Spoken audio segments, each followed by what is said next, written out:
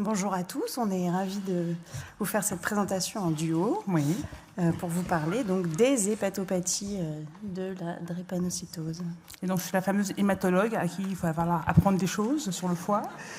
Et donc par un habile jeu déjà de dress code, donc on reconnaît, donc je serai le globule rouge, et par un habile pictogramme, pour ceux qui n'arriveraient pas à suivre, vous verrez que c'est assez clair quand même dans notre présentation. Alors, je vais commencer par... Ah oui, pardon, si on a, avec la manette, ça va être mieux. Voilà. Bien, pour quelques chiffres, pour quand même planter le décor. C'est quand même une maladie importante dans le monde, comme on peut le voir, avec plus de 500 000 naissances par an, avec un lourd tribut pour la zone subsaharienne, quand on regarde les chiffres, avec notamment le Nigeria, la RDC, qui sont fortement impactés, mais également l'Inde, qui est aussi un pays où il y a énormément de patients drépanocytaires. On pense qu'il y a à peu près 300 millions de personnes qui portent un gène drépanocytaire. Et il faut savoir que ce cas est parce que toutes les particularités génétiques du globule rouge vous confèrent une résistance naturelle au palu, qui est là depuis plus de l'époque des pharaons. Donc, a priori, ça n'est pas prêt de partir. Et qu'actuellement, il y a à peu près 7 millions de personnes qui vivent avec la drépanocytose dans le monde, et les projections de l'OMS parlent de 14 millions de personnes en 2050. Donc on sent que c'est un enjeu quand même de santé publique majeur, mondial. C'est la première maladie génétique finalement diagnostiquée à travers le monde. Et quand on regarde les chiffres en France, c'est un peu pareil. Ça, c'est les données de dépistage néonatal français. Et on voit que en 10 ans, entre 2011 et 2022, on a bientôt presque doublé les nouveau-nés nés en France porteurs d'une drépanocytose. Alors, rapidement, le test psychomoteur, je l'ai passé. Alors, la drépanocytose, c'est une maladie qualitative de l'hémoglobine. Les anomalies quantitatives, c'est les syndromes thalassémiques. Et dans la drépanocytose, l'hémoglobine S va remplacer l'hémoglobine A normale. Et cette hémoglobine S est assez, on va dire, susceptible, notamment en situation désoxygénée, où elle va se polymériser et déformer le globule rouge. Donc, comme on peut le voir, effectivement, un joli globule rouge souple et déformable, et à côté, un globule rouge beaucoup plus rigide et qui aura perdu toute capacité de se déformer. C'est une maladie génétique, autosomique récessive, et il y a plusieurs syndromes drépanocytaires majeurs, avec plusieurs génotypes, mais c'est vrai que les plus fréquents, il y a la drépanocytose SS, et en France, c'est 70% de nos patients. C'est pas du tout la même chose dans le reste du monde, mais nous, c'est les patients qu'on va voir, et sont réputés être en plus les plus expressifs. Et ces manifestations de cette maladie, c'est donc une hémolyse, parce qu'en plus d'être rigide et complètement déformé, ce globule rouge est fragile, donc il va se casser plus vite, il va avoir une anémie plus ou moins importante, et en plus, il va créer ce qu'on appelle des crises vasoclusives, les CVO, avec un fort tropisme pour l'os, pour l'instant qu'on ne comprend pas bien pourquoi, surtout l'os, et c'est extrêmement douloureux, ça fait partie des maladies les plus douloureuses au monde, et c'est des phénomènes occlusifs vasculaires. Il y a un risque infectieux accru également par aspénie fonctionnelle, et également, maintenant, c'est quand même quelque chose où les pédiatres doivent prendre conscience que c'est aussi une atteinte on dit d'organes chroniques et insidieuses, qui est vraiment au premier plan chez nos collègues adultes, mais certaines de ces complications débutent du coup dans l'enfance. Et en fait, la physiopathologie de cette hémoglobine anormale, alors au début on était assez simpliste, parce que hématologue, donc voilà. Et du coup on avait un globule rouge qui était déformé, donc facile, il bouchait un vaisseau qui est bouché, il y a une ischémie tissulaire et donc une souffrance, et donc on pensait que c'était ça. Mais finalement, on sait que ce globule rouge, effectivement, déformé et rigide, et en fait, est le chef d'orchestre d'une association de malfaiteurs qui implique une coopération avec les polynucléaires, les monocytes, mais également les plaquettes, les cellules endothéliales qui vont être extrêmement excitées et stressées, avec les mastocytes également périvasculaires, et tous ces globules rouges drépanocytaires qui vont accrocher les globules blancs, les plaquettes vont altérer ce qu'on appelle la rhéologie sanguine, ça va vraiment ralentir le flux dans les vaisseaux et les boucher, et que cet endothélium en plus vasculaire va se vasospasmer parce qu'il y a un déficit en NO, qui est un vasodilatateur, là il va manquer, donc ça va vasoconstricter, et en gros c'est l'autoroute à deux voies qui passe à une voie, un joli avec les poids lourds qui passent encore, et donc c'est compliqué de circuler. Et du coup, tous ces acteurs vont en fait être du coup l'auteur de nombreux phénomènes qui vont s'intriquer, bien sûr l'hémolyse, mais également des phénomènes d'ischémie, réperfusion extrêmement délétères pour les tissus, l'ischémie chronique, l'inflammation, un dysfonctionnement endothélial quand même assez important, je pense que dans une maladie aussi vasculaire, la drépanocytose, un stress oxydatif, une alors je ne vais même pas le dire, parce que je suis hématologue, hypercoagulabilité, et une dysimmunité, et bien sûr d'autres mécanismes qu'on a du mal effectivement encore à comprendre. Et donc, effectivement, forcément, la drépanocytose est une atteinte multi-organes de facto, et on comprend bien que le foie, en tout cas, par essence, devrait effectivement être concerné par cette pathologie-là. Je passe la main à ma collègue. Donc c'est là que je rentre en scène. Double salto, flip. Pour vous parler de ce qui se passe dans le foie quand on est drépanocytaire. Et donc, vous voyez que la circulation sinusoïdale est très particulière, très spécifique au foie, est faite de ces petits vaisseaux qui font 10-15 microns de diamètre, dans lequel le sang circule de l'espace porte vers la veine centrale. Et c'est là que va se jouer le principal de la fonction du foie, les échanges gazeux de nutriments, mais aussi la détoxification, et j'en passe. Et donc, pendant ce court passage, eh bien, toutes ces fonctions ont lieu. Et donc, en cas des massifs falciformes qui vont donc boucher ces sinusoïdes, il va y avoir une dilatation sinusoïdale, une lésion ischémique plus ou moins importante, notamment des hépatocytes, qui peut aller jusqu'à la nécrose, et puis des phénomènes inflammatoires, une activation des cellules de Kupfer, qui sont les macrophages dans le foie, avec des lésions d'hémophagocytose, et ensuite toute une cascade d'éléments inflammatoires. Et au niveau des artérioles, des petites artères du foie qui vont essentiellement apporter l'oxygène et le nutriment aux voies biliaires et qui ont bien souvent une circulation à type terminal, donc sans collatéralité, eh bien, ça rend l'épithélium biliaire particulièrement sensible également à ces phénomènes ischémiques lors des phénomènes d'obstruction de ces microvaisseaux artériels. Et donc, à nouveau, de l'ischémie plus ou moins chronique et ensuite des sténoses étagées sur les voies biliaires. Une autre pathologie qui concerne le foie dans la drépanocytose, c'est la pathologie lithiasique, avec la conjonction de 3 phénomènes. L'hémolyse va libérer en quantité de la bilirubine non conjuguée ou monoconjuguée, qui va être donc en excès dans la bile et constituer une sursaturation de la bile. Cette sursaturation va être à l'origine d'une précipitation sous forme de cristaux ou de granules, et la stase biliaire, notamment dans la vésicule biliaire, va être le lit de la croissance et de l'agglomération de ces cristaux qui vont finir par former des calculs qui seront volontiers bruns ou noirs, constitués de pigments biliaires, et pour plus de 50% des cas avec du bilirubinate de calcium, et donc ils seront radio-opaques. Donc vous voyez, quand on les extrait, je vais y arriver, voilà, c'est très brun noirâtre. Et donc, du coup, par hépatopathie drépanocytaire, c'est un terme qui est finalement assez générique, qui va désigner des différents types d'atteintes hépatobiliaires chez des patients porteurs d'une drépanocytose. Et habituellement, on divise effectivement ces manifestations en aiguës survenant lors d'une CVO, volontiers osseuse, et également, de l'autre côté, des manifestations plutôt chroniques, qui vont persister et qui vont même progresser en dehors des épisodes de CVO, évoluant souvent à bas bruit et par séquences successives, et jusqu'à une maladie effectivement évoluée du foie qui touchera environ 10% quand même des patients adultes. Et selon les séries adultes essentiellement, cette atteinte hépatique est impliquée dans 3 à 11% des décès des patients drépanocytaires. Donc Madame Lacaille a raison, il faut s'en occuper. Et donc, on pourrait voir ça comme ça, c'est que cette hépatopathie drépanocytaire, d'un côté, il y a effectivement une atteinte biliaire avec des phénomènes ischémiques importants, avec des complications chroniques aiguës qui peuvent effectivement s'entrechoquer. En face, il y a également l'atteinte hépatocytaire, des hépatocytes, qui également avec des lésions aiguës ou chroniques et qui peuvent aussi également s'entrechoquer avec des atteintes biliaires.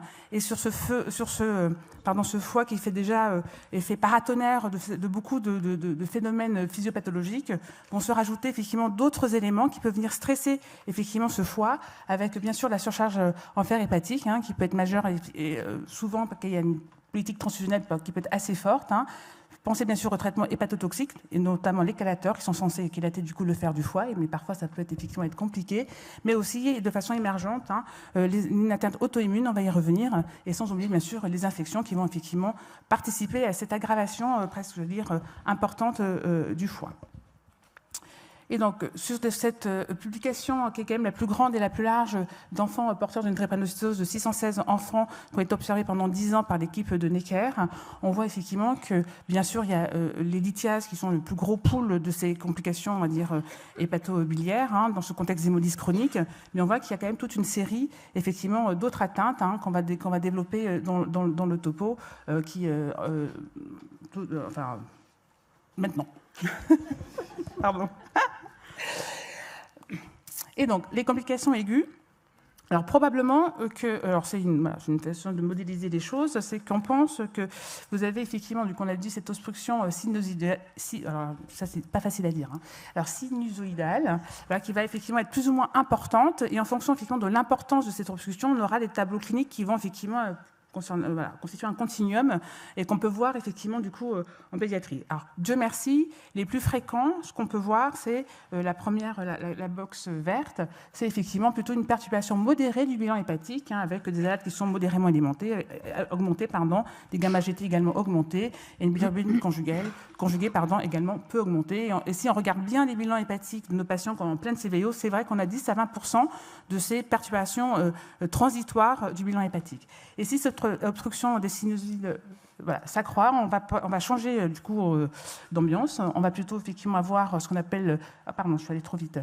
Oups, non, on va plutôt avoir effectivement ce qu'on appelle la CVO hépatique, hein, où là effectivement l'obstruction est plus importante, et là on va avoir une perturbation franche du blanc hépatique, hein, avec une hépatomégalie douloureuse, des alades qui sont une cytolyse franche, mais qui reste en général en soi de zen, et quand même une cholestase qui ne souffre pas de commentaires, hein, qui est assez marquée. Et vous avez également ce qu'on appelle la séquestration hépatique, où là ça sera plutôt un tableau d'anémie qui sera au premier plan, avec un piégeage majeur de drépanocytes au niveau hépatique, qui va stresser les cellules de Kupffer qui vont venir comprimer les voies biliaires. Et c'est pour ça que là, dans cette situation-là, c'est plutôt la cholestase qui sera au premier plan, qui est majeure, alors que la cytolyse ne l'est pas tant que ça.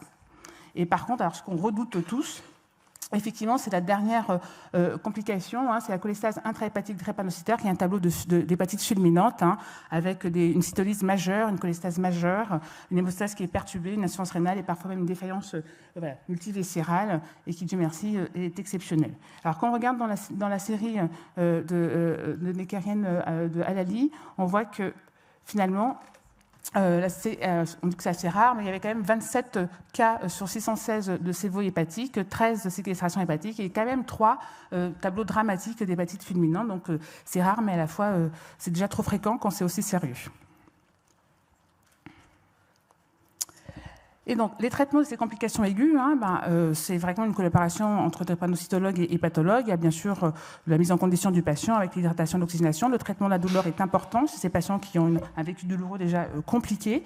Et il faut bien sûr penser à limiter les traitements hépatotoxiques. Hein. Le patient qui a un chélateur et qui fait une complication grave hépatique, il faut penser à l'arrêter. Et dans les formes sévères, il faut bien sûr discuter une thérapeutique transfusionnelle, soit une transfusion simple, soit un échange transfusionnel avec des objectifs assez stringents, on va dire. Il faut absolument que le taux d'hémoglobine S soit inférieur à 30%. Un patient SS est à 90%, 95% d'hémoglobine S. Hein, donc on essaie vraiment de ramener ce seuil en dessous du taux de 30%.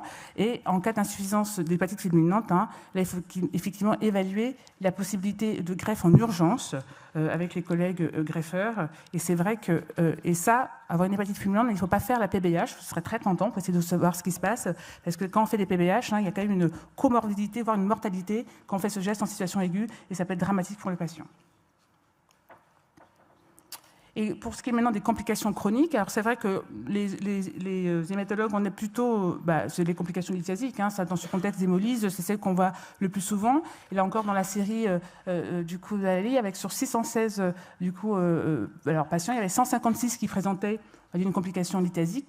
90, c'était par dépistage systématique sur l'échographie de leur bilan annuel. Hein. Il y avait quand même 40%, donc 66 cas, qui étaient compliqués, avec soit des douleurs, mais qui peuvent effectivement évoluer vers une cholécystite, des migrations, hein, du matériel biliaire, ou alors une salmonellose où les lithiases, en tout cas la boue biliaire peut piéger la salmonelle et disséminer après pour faire des tableaux, malheureusement, d'ostéomyélite multifocale extrêmement compliqués. Et c'est vrai que du coup, Voilà, cette complication quasi attendue de ces lithiases fait que dans le PNDS de 2024, on a préconisé une échographie vésiculaire annuelle à partir de l'âge de 3-5 ans et une cholecystectomie proposée en cas de calcul préemptive. On ne va pas attendre qu'elle se complique pour effectivement proposer cette intervention. Et là, je passe le relais.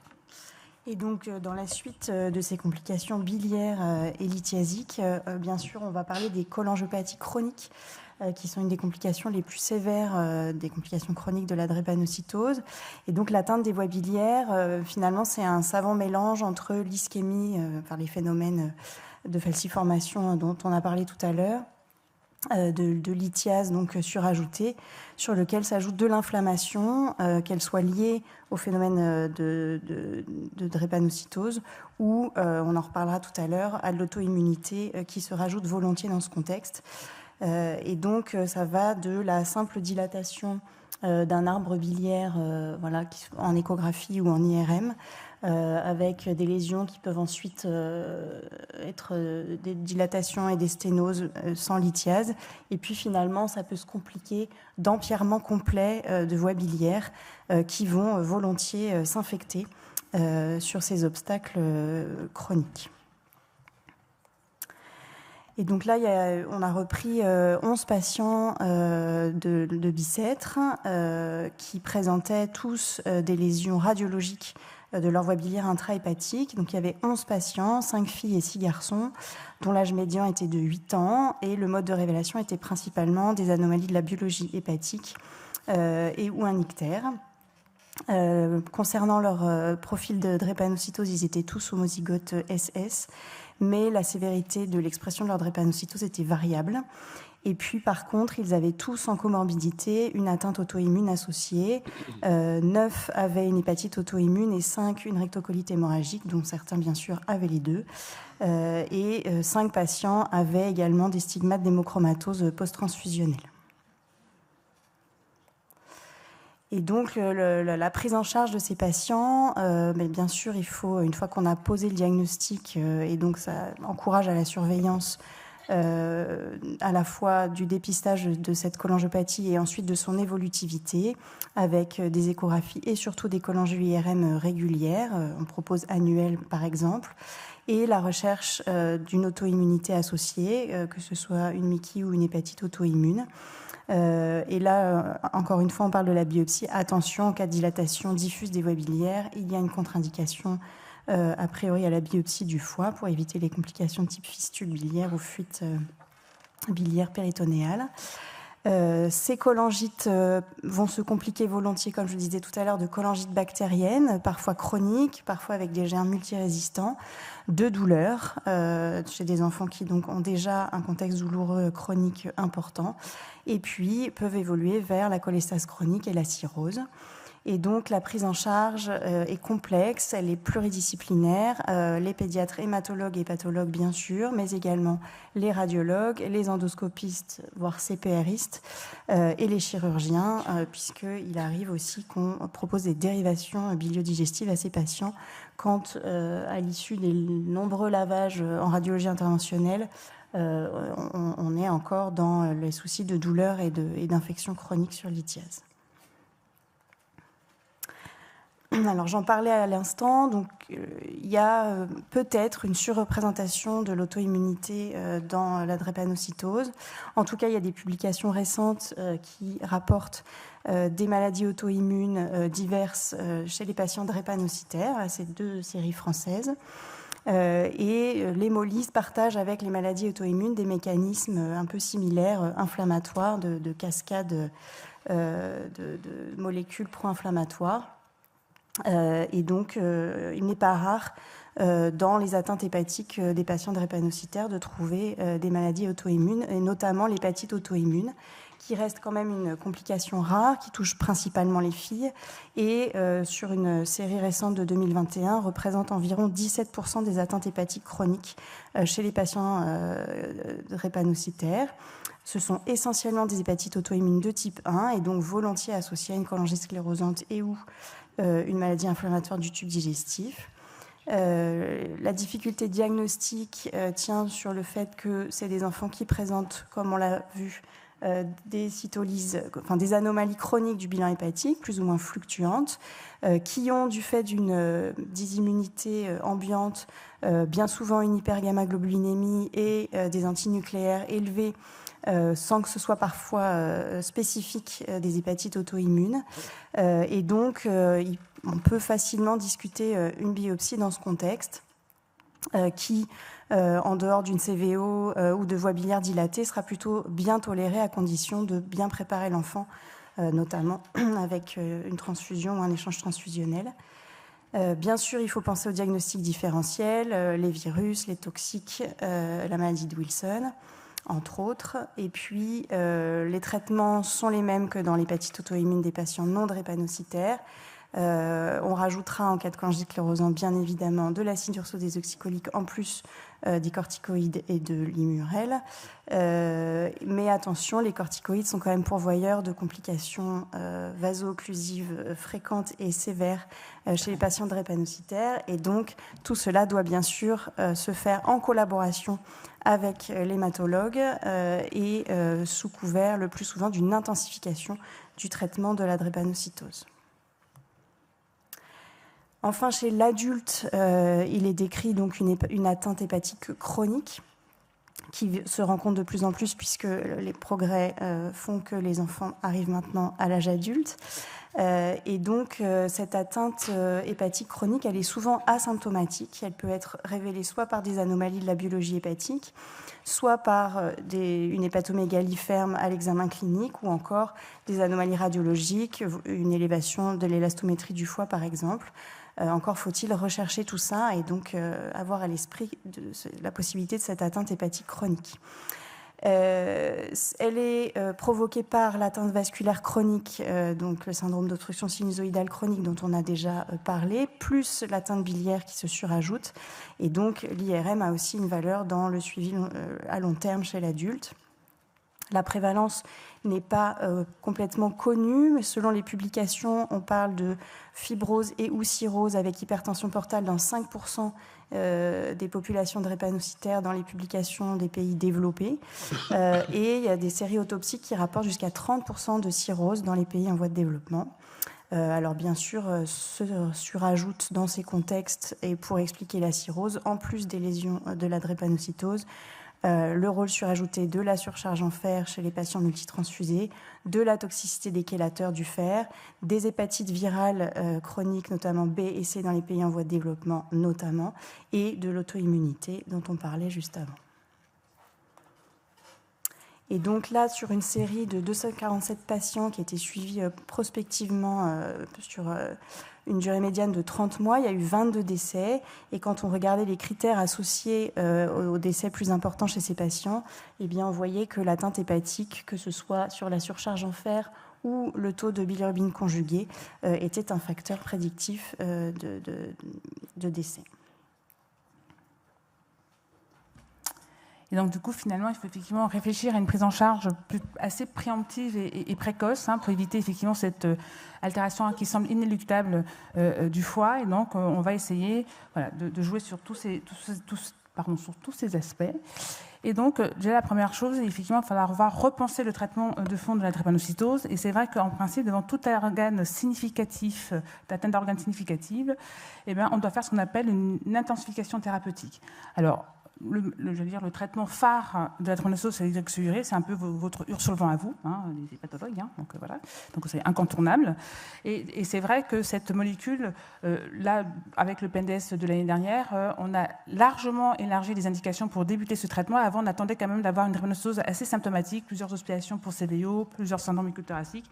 Maintenant, on dit que non. Avoir un taux d'hémoglobine moins de 8 grammes, on peut commencer effectivement l'hydroxyurée, et avec des objectifs assez stringents, puisqu'on demande à avoir ce qu'on appelle la dose maximale tolérée. En gros, on veut induire une neutropénie, il faut avoir moins de 2000 PNN circulant, c'est un traitement myélosuppresseur. Du coup, on va également voir les plaquettes diminuer. On va également voir réapparaître ce qu'on appelle l'hémoglobine fétale, qui va venir dans les globules rouges et éviter cette falciformation. Et en gros, ça va améliorer le trafic dans les vaisseaux, et du coup, on espère améliorer l'ischémie, en tout cas prévenir l'ischémie des différents organes que traversent les vaisseaux.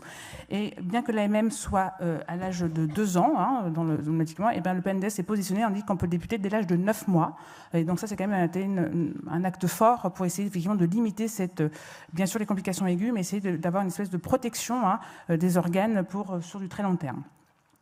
Alors, comme c'est une maladie du sang, bien sûr, il y a effectivement les transfusions et les échanges transfusionnels, avec les difficultés effectivement de capital veineux, d'allomisation. On a quand même des patients qui sont dans ce qu'on appelle des impasses transfusionnelles, et ça, c'est très compliqué d'avoir une maladie hématologique qu'on ne peut pas vous transfuser.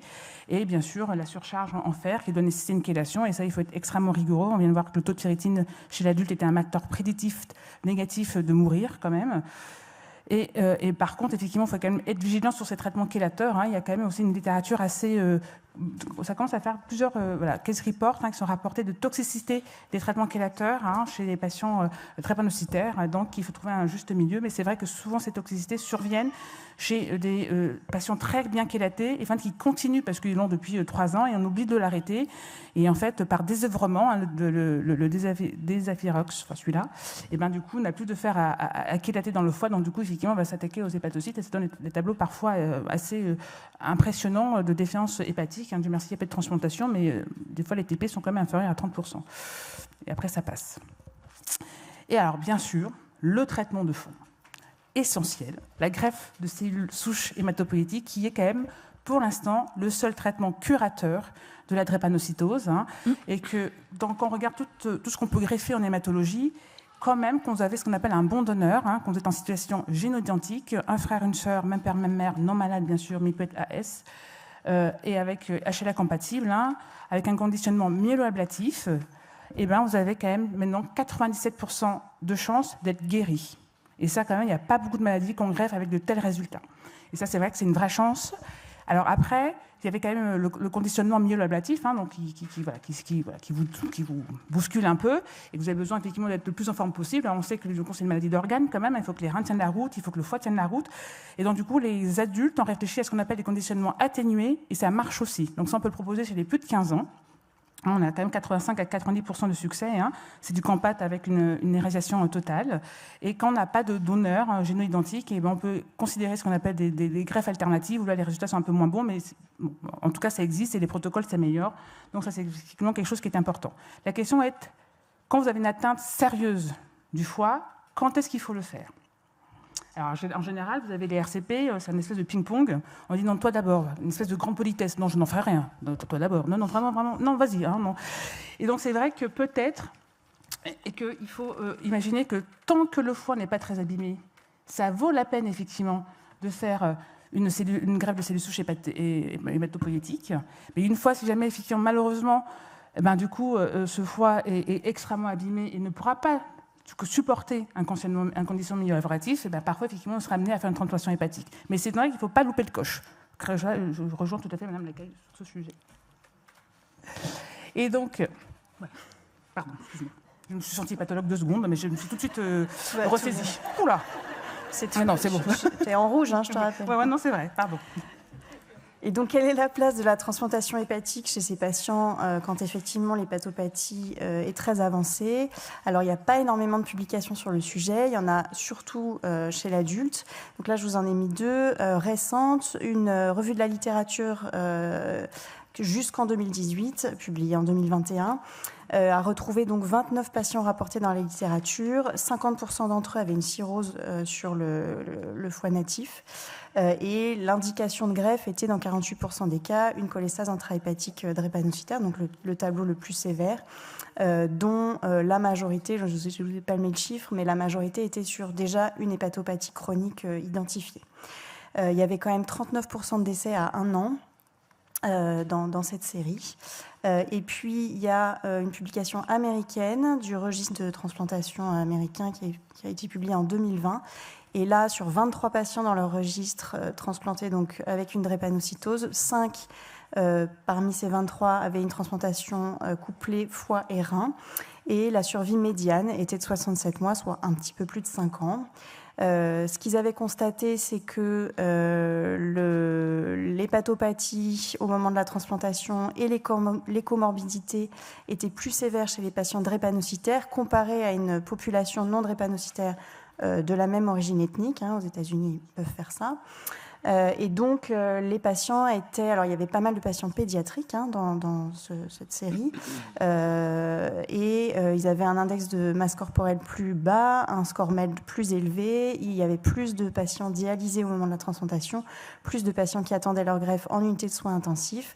Mais finalement, en post-greffe, sur ce petit effectif de 23 patients, la survie du greffon et des patients, globalement, était comparable avec la population non drépanocytaire.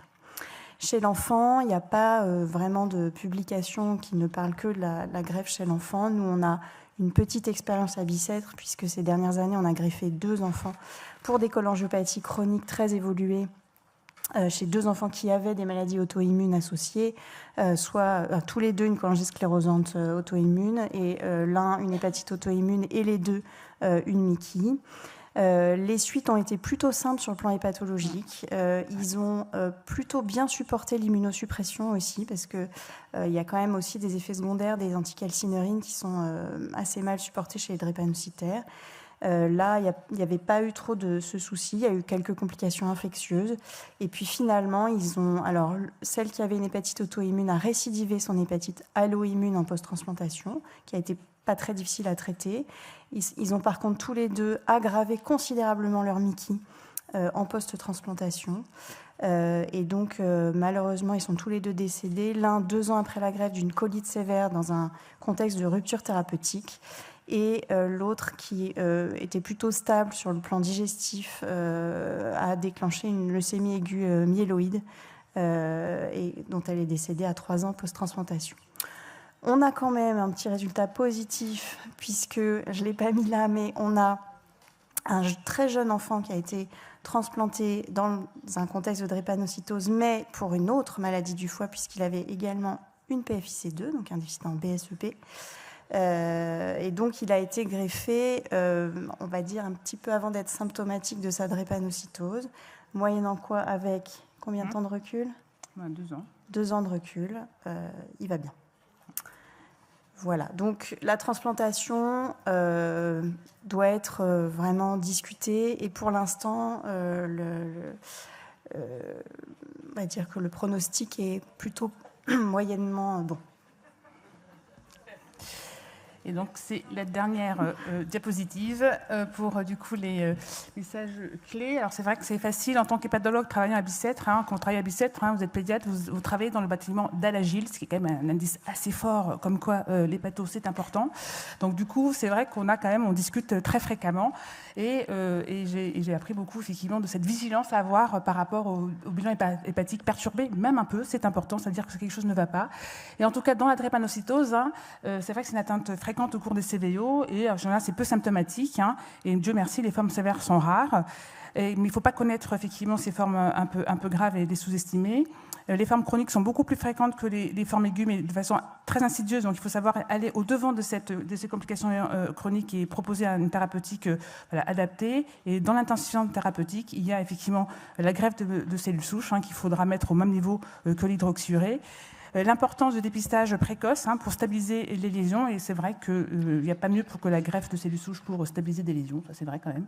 Et en aigu, éliminer la lithiase, bien sûr penser aux infections et puis à la CVO hépatique. En chronique, donc le bilan étiologique exhaustif, éliminer une anémie, une hépatite auto-immune, une cholangiopathie, la surcharge en fer. L'échographie et la chologie IRM est votre meilleur ami. Et bien sûr, c'est une prise en charge multidisciplinaire pour effectivement voir tous les aspects, et que la place de la transplantation hépatique est parfois nécessaire, mais à risque, et à discuter en centre spécialisé et bien sûr au cas par cas. Et nous vous remercions de votre...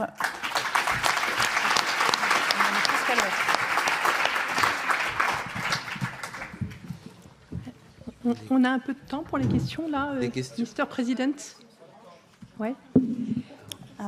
Est-ce que je peux faire juste 2 petits commentaires, parce que tu as très bien cité notre série de 616 patients sur lesquels on a quand même une grosse expérience. Alors, pour ce qui est des atteintes hépatiques aiguës et des insuffisances hépatiques, mon message, il est: vous réfléchissez pas, vous échangez, y compris si le patient est en réanimation, en coma grade 3, intubé, ventilé, en dialyse. Et on peut rattraper une crise hépatique grave, y compris si l'hémoglobine S est à moins de 30%. Donc et la transplantation hépatique dans une situation comme ça, c'est extrêmement à risque, et Johannes le sait bien, hein, parce que vous avez l'expérience, il y a du cycling partout, et donc échanger avant de réfléchir. Et la deuxième chose, c'est quand tu as montré tu es complètement d'accord. Mais il faut que ce soit fait aussi ailleurs que dans nos centres. Et quand tu montes les images de cholangite sclérosante avec les gestes qu'on fait là-dessus, l'idée, c'est d'arriver avant ça, parce que vous avez très bien compris que la transplantation hépatique chez le drépanocytaire, c'est l'enfer. Hein. C'est extrêmement difficile. S'il n'y a que 30 cas publiés dans le monde, vu la population de drépanocytaires, alors qu'ils ont tous mal au foie, ça veut dire que c'est vraiment extrêmement difficile à faire. Donc il faut éviter au maximum de faire une transplantation hépatique chez un drépanocytaire, et sinon d'enchaîner sur une greffe de moelle derrière, si on peut. Donc l'idée, c'est quand même de les dépister le plus tôt possible quand ils commencent leur cholangiopathie ou leur hépatopathie. Dès qu'ils montent leur transaminase, je vous en prie, ou leur gamma-GT, surtout leur gamma-GT, pour les voies biliaires, appelez-nous.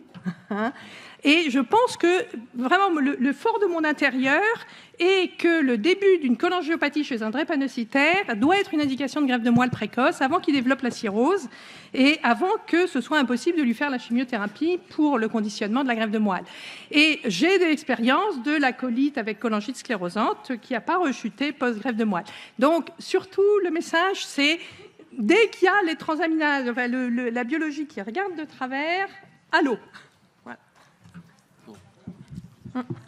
De temps en temps, on a quand même des hépatopathies chroniques. Hein. Moi, j'ai été surpris de voir des enfants de drépanocytaires débarquer avec un foie de cirrhose. Et alors que le bilan... Alors, je me suis dit, mais quand même, les hématos, on pas regardé. Ils font des bilans très, très fréquemment. On regarde tous les bilans. Il y a juste les TGO à peine élevés. Donc, on peut très bien les attribuer à une hémolyse. Bon, bref. Et il n'y a pas de signe. Donc, qu'est-ce que vous... Comment sensibiliser les hématos? Quel examen? Là, vous avez parlé de l'élasto. C'est peut-être... Je pense que l'examen clinique aussi, parce que tu développes pas une cirrhose sans avoir quand même un peu de signe clinique. Voilà. Et puis, la radiologie, l'échographie, les élastos, comme ce qui est recommandé chez l'adulte aussi maintenant. Je pense que donc, il faut que l'élasto il ait son propre témoin. Et si on voit une élasto augmentée, il faut... Voilà. Hors CVO hépatique ou bien sûr, et donc là, ce patient là maintenant, il a une cirrhose silencieuse, on va dire. Qu'est-ce qu'on en fait? Pardon. Ce patient là, il est 17 ans. Je vais le passer chez les adultes. Il a une cirrhose silencieuse. J'ai ligaturé. Il avait des varices grade 2. Bon bref, je l'ai ligaturé. Qu'est-ce que vous proposeriez? C'est une cirrhose pour l'instant. Alors je vais dire, c'est une cirrhose pour l'instant, on va dire compliquée d'une hypertension portale à minima, mais on est passé. Ok. On va discuter en privé.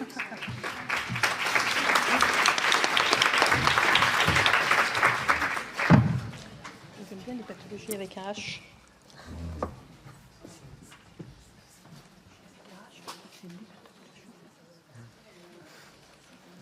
Alors, hépatologie, drépanocytose et atteinte hépatique.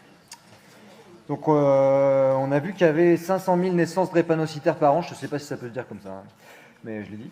Alors, si j'ai bien compris, ça confère une résistance au palu. Je ne suis pas sûr. Il y avait une histoire avec les pharaons. Je ne suis pas sûr non plus. Et du coup, les moustiques, ils n'aiment pas trop les globules rouges qui sont trop rigides. Voilà. Ils sont rigides et ils sont aussi fragiles, oui, parce que c'est des globules rouges servis dans des verres à pied. Vaut mieux les mettre au lave-vaisselle. Ça touche donc naturellement plusieurs organes, dont le foie, qui a des atteintes aiguës ou chroniques, notamment la surcharge en fer qui le stresse pas mal. Oh là là, je vais finir sur un frigo comme un magnète. Et aussi, attention aux hépatites fulminantes. Tu fumes? Bah non, j'ai arrêté. Pour le traitement, je proposais un seau d'eau, mais apparemment, peut-être vaut mieux envisager une greffe. Enfin, c'est pas sûr. Ensuite, l'hépatite chronique chez l'adulte. Dans les pays en voie de développement, la cirrhose est favorisée par la surcharge en fer et les transfusions multiples. La greffe de cellules souches, c'est le seul traitement qui guérit à 95% de chance si le donneur est géno-identique. Alors c'est sûr, ce serait mieux si j'étais de ta famille, mais on se ressemble, ça devrait quand même le faire, non? Alors, quoi greffer d'abord? Ça dépend un peu de l'état de la poule et de l'œuf, si j'ai bien compris. Alors là, on a un foie à droite, pas en super état. Pour moi, c'est trop tard. Non, toi d'abord. Non, toi. Voilà, c'est tout.